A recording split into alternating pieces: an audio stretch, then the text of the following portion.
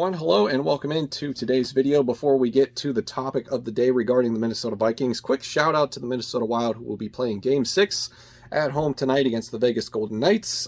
They currently are behind in the series 3-2. Vegas does have a recent history of blowing 3-1 series leads, so I hope that history repeats itself and we are able to steal this from them after being down 3-1. But Game 5 was the ugliest win in sports history that I think I've ever been a part of or even seen with my own two eyes. The second and third period, man, that was something else. Imagine getting outshot 21-1 as a professional hockey team. It just blows my mind we were able to weather the storm and actually pull out that victory. Thank God for Cam Talbot, I guess. So tonight's game looks like it might be interesting. There seems to be some lineup changes in the works. Matthew Boldy is a game time decision for tonight. I hope they get him on the ice. Zach Parise had a real veteran goal last night, throwing it off the back of Marc-Andre Fleury. So, but I don't know. I don't know who would be the scratch tonight if Boldy does play. So I guess we'll have to see. We're still many hours away from that as of this recording. But wanted to give a quick shout out to the Minnesota Wild. I feel like this might be the last game, just considering how rough Vegas played for Game 5 and how we really should have lost that game, but we were able to squeak it out. So I don't know. I hope we get to keep seeing some hockey, but I just wanted to throw that out there, and maybe we'll talk about it after the series is over if the season does come to an end. So that's our quick update with the Minnesota Wild and the playoffs. Let's switch over to the Minnesota Vikings. I'm going to change the graphic on your screen right now. And we're going to talk about the edge rusher position battle that is going to be heating up over the next several months. Training camp, OTAs, preseason, whatever it may be. We need to find out who's going to be the starter opposite of Danielle Hunter. So today we'll talk about that position battle. We'll talk about the current depth of the position and what we can expect going forward. So currently listed on the screen right now is who we have available on the depth chart at the edge position. So, of course, we have Danielle Hunter at the top. We have Stephen Weatherly, who returns after a year with the Carolina Panthers. We have Jalen Holmes, Patrick Jones, DJ Wanham, Janarius Robinson, Jordan Brailford, and Kenny, is it Willix? I should have looked up how to pronounce his name before I hit record, but I seem to have a bad habit of not doing that. So somebody can correct me in the comments, please.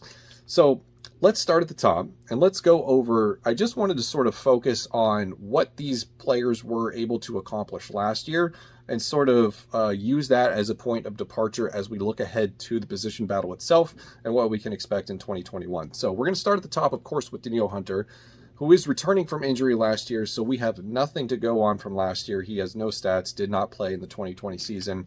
Everybody sort of talks about Danielle Hunter returning to this team as like a bonus free agent acquisition. Him and Michael Pierce as well. He's often involved in that conversation about how the defense is getting better.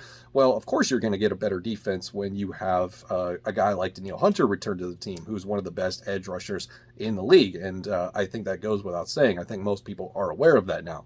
So Danielle Hunter returns after missing the entire 2020 season.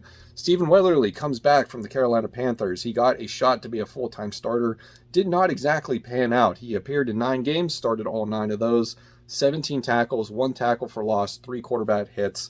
Not exactly the kind of statistics that you want to see from a starting defensive end over a 9-game stretch, but I'm not all too familiar with the defensive strategy and scheme of the Carolina Panthers. It's not our team. So it could be that has something to do with it. But he did have productive seasons when he was in Minnesota. So that's sort of the caveat, right?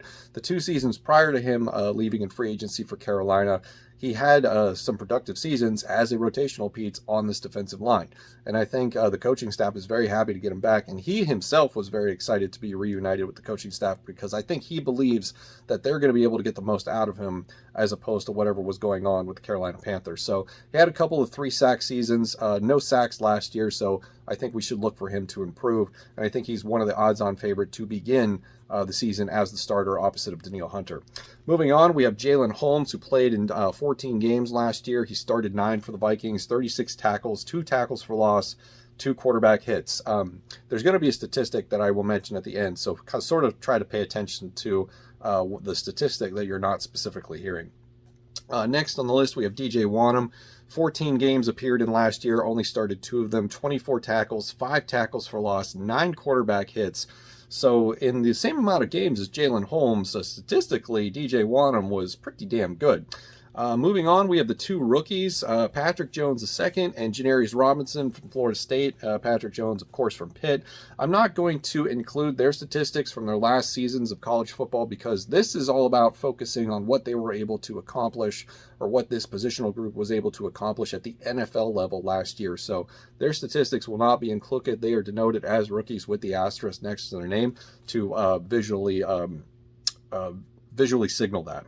Moving on, we have Jordan Brailford, who appeared in 5 games last year, 0 starts, 2 tackles, 1 quarterback hit, basically a non-season. And then, of course, Kenny Willix did not play last year, no statistics available for him.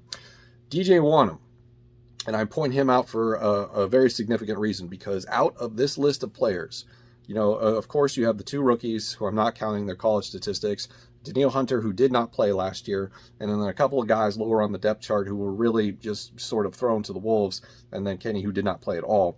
DJ Wanham is the only player on this list who had an NFL sack, at least one, in the previous season. So he had 2. He finished the season with 2. So 24 tackles, 2 sacks, 2 tackles for loss, 9 quarterback hits for DJ Wanham. Stephen Weatherly, no sacks. Jalen Holmes, no sacks. Jordan Brailford, no sacks, and of course the other guys are either rookies, or they were on the practice squad, or they were injured. So I don't want to use the sack statistic as a be-all, end-all of where this positional group is going, but I thought it was interesting to point that out, because how do you expect this unit to improve last year when there was very little production out of it total? What's the word I'm looking for? The total group of it, I guess we'll just word it that way. Now, of course, we get Danielle Hunter back, and we all assume that everything is just going to go up from there. It's like, well, you had a very bad season, but that was kind of the floor, because you didn't have Danielle Hunter, who is your all-pro superstar edge rusher. So we sort of get a pass in that regard. It's just weird to kind of analyze a positional group that didn't have its best player last year, and then you're assuming he's going to come back at full strength and be as productive or even more productive than he was the year before he got hurt. So that remains to be seen in and of itself. But the real question is about who is going to line up opposite of him for the majority of the 2021 season. Honestly, in my opinion, it's going to come down to 3 guys. It's going to come down to Stephen Weatherly, Jalen Holmes, and DJ Wanham. I think that those are the 3 front runners to win this position battle. And of course, anything can change between now and week 1 of the regular season. But I think those guys are the 3 odds-on favorite to win the starting spot opposite of Danielle Hunter. Today was day 3 of OTAs for the Minnesota Vikings. Stephen Weatherly was actually playing defensive end in a stand-up position, which, as someone pointed out, I forget the reporter that I checked what that was, but they don't remember seeing him do that a lot in the past. So that was an interesting little nugget. Patrick Jones, Janarius Robinson, I think that those guys have potential. They could have DJ Wanham rookie-type seasons. Patrick Jones, of course, a 3rd-round pick. Janarius Robinson, I think, was a 5th-round pick or a 6th-round pick. I don't remember exactly. We'll get to him eventually in the rookie review series. But as far as those guys go, I think they're going to have a hard time breaking into the starting lineup, because I think DJ Wanham, and I really hope I'm right about this, I think he might be ready to actually take another step in his development this year and become more of a contributor. So I think we could see a rotation, Stephen Weatherly, DJ Wanham, and then Jalen Holmes on the opposite side of Danielle Hunter. So we'll see how it goes. But that basically is what I'm looking at right now with the edge rusher positional group for the Minnesota Vikings, heading in to the meat and potatoes of the offseason, where we're going to see training camp, OTAs, and eventually the preseason. So we'll revisit this topic later on in the summer and see how things are shaping up. But I think Stephen Weatherly, DJ Wanham, and Jalen Holmes are the guys that you have to look out for to win this positional battle. And then, of course, the rookies are the wild cards in Patrick Jones and Janarius Robinson. Let me know what you think in the comments below. Thanks for watching. I will see you in the next one.